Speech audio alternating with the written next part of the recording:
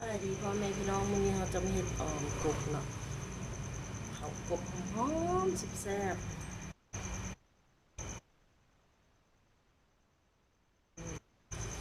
กบตัวนี้ไง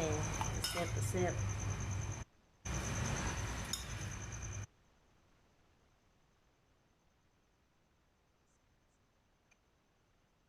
ประกอบนี่คือส่วนประกอบเนาะตักใส่กบเตรียมไว้แล้วข้าวเบื่อเนี่ยกับน้ำเนาะตอนนี้เราก็จะได้มาเริ่มเอาน้ำใส่เบื่อเนาะ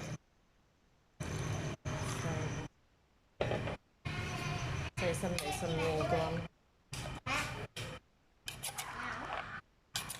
สำเร็จสำเร็จก่อนเนาะแล้วเราก็มาคลุกแตกละเอียด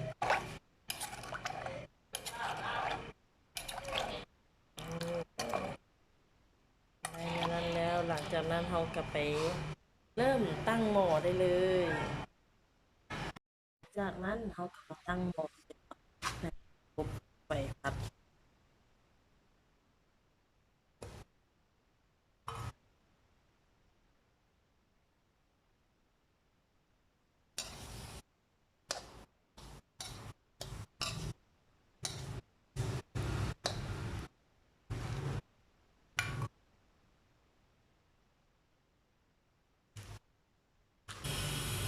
เกลือ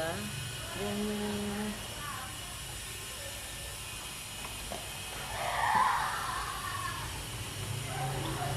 แล้วก็ตามด้วยปลาแดกเขาใส่น้อยหนึ่งก่อนกระยันเข็ม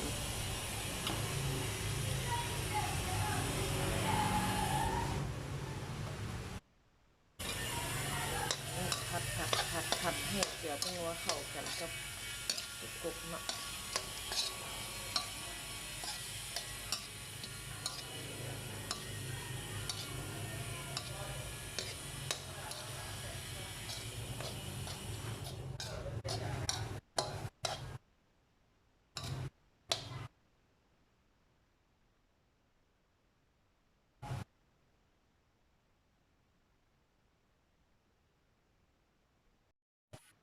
หลังจากนั้นก็เอาข้าวเบื่อที่เราตำไว้เนาะ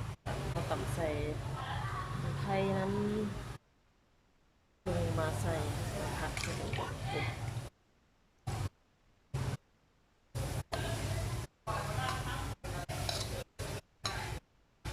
คนต่อ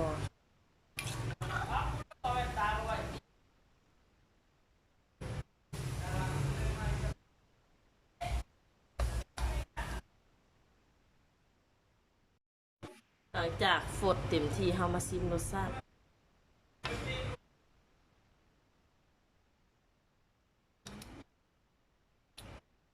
แซ่บแล้ว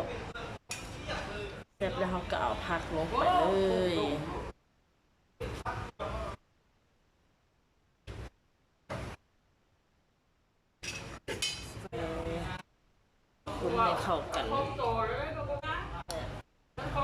คนให้เข้ากันเลยเนาะวันนี้เนาะหลังจากนั้นมาคนผักกับเข้ากัน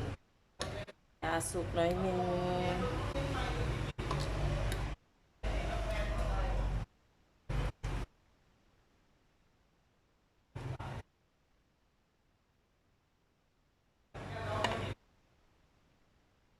ก็เอาผักตู้ลงใส่เลยแบบนี้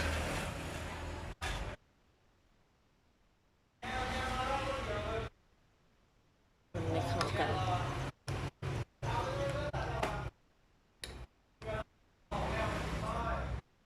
แล้วก็รออีกน้อยนึงก็เตรียมตักเสิร์ฟเลยเนาะตักเสิร์ฟใส่ถ้วย